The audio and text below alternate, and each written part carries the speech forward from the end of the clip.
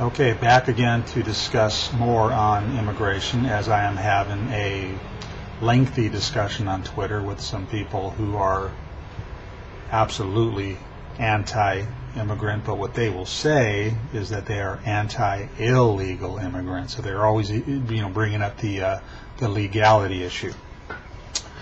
To which, I always talk about, legality issues myself. I always bring up cases of, bad laws that are either on the books today or used to be on the books.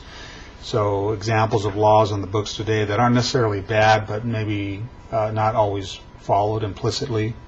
Things like, the 65-mile-an-hour speed limit laws.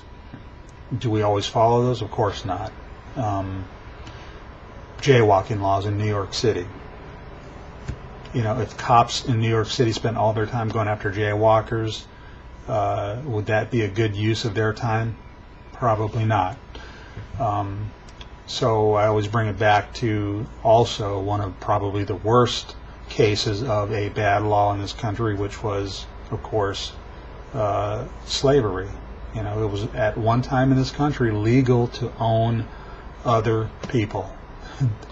So, was that a bad idea? Yeah, I think so. I don't know that we would find anybody in America today that would say, yeah, let's go back to the days of slavery. So again, the point being that sometimes laws should be either stricken completely or revamped to keep up with the times, so to speak. This is a perfect example of that, in my opinion.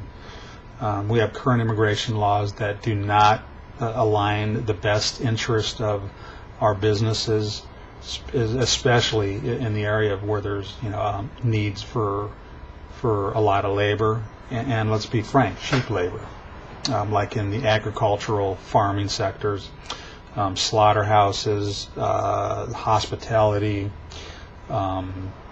landscaping. I can go on and on. There's several examples of different industries that really require low wage, hard labor, type of folks. So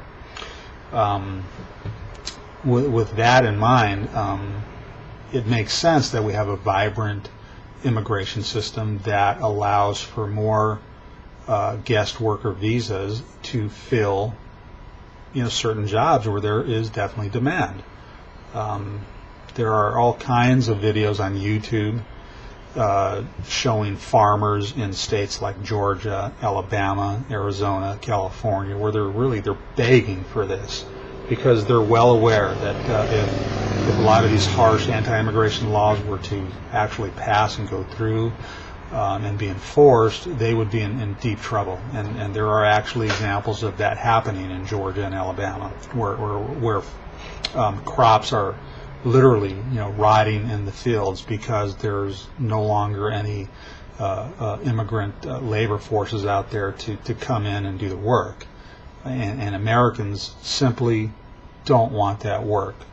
I saw an interview recently where the author of the SB 1070 law in Arizona, a guy by the name of Chris Kobach, who was actually hired, believe it or not, by Mitt Romney's campaign, where he implied that these poor, uneducated immigrants are taking jobs away from Americans, as if to suggest that there are Americans out there that want to do this work. What a complete idiot for him to actually believe that there are Americans who want to work in the strawberry fields and in the lettuce fields and in the tomato patches and all these other hard, labor-intensive jobs in intense heat for very low wages. The immigrants that come into the country to do that want those jobs. They want to do the work because they're getting paid far more than they would get paid in their countries of origin. So for them, it's a win-win. You've got willing laborers who come in here and willing farmers willing to pay them. What's the problem with that?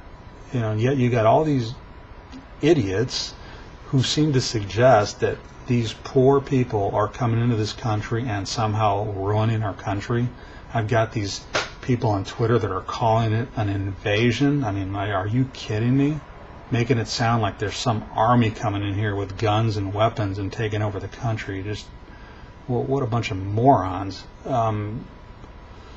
There's nothing of the kind that's happening like that. It's so stupid for people to even consider that that's happening. It isn't. There's plenty of good information from the Cato Institute, which, by the way, is a fiscally conservative organization that debunks that stuff. I mean, immigrants are a net benefit to this country, always have been since the founding. So why would we suddenly want to begin kicking immigrants out of the country? If anything, they help. And for those of you that don't believe that, maybe you ought to pick up a history book. In addition to that, start thinking about the future. Who is going to support our baby boomers who are now retiring at the rate of 10,000 a day? When the Social Security system was first put into place, there were 13 workers for every one retiree.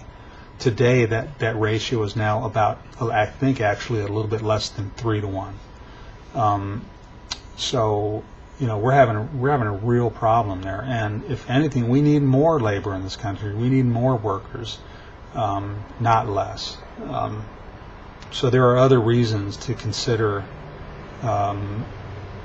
revamping the immigration laws to allow more people to come in to do some of these necessary jobs that I'm speaking of, and that's one of them. To me, it's an economic argument, but even beyond the economics, it's also one of compassion. And I take the same exact position that Ronald Reagan took, when he delivered his farewell address, and I'll provide a link to that. But when he delivered his farewell address to our nation in 1989, he spoke of the shining city on the hill and how we are still a beacon to all of those, in his words, hurtling through the darkness toward home. That's the type of position that we ought to be taking as Americans, being the shining city on the hill, the beacon, as Ronald Reagan so perfectly put it. Not these harsh, anti-immigrant people. That's not who America is. And for the people that keep on taking those positions, you guys are fighting against the tide. The bottom line, you really are. That's not, our country wasn't built on that type of an idea, period. So that's my feeling, that's my position, and if you have any comments, feel free to comment below. Thanks.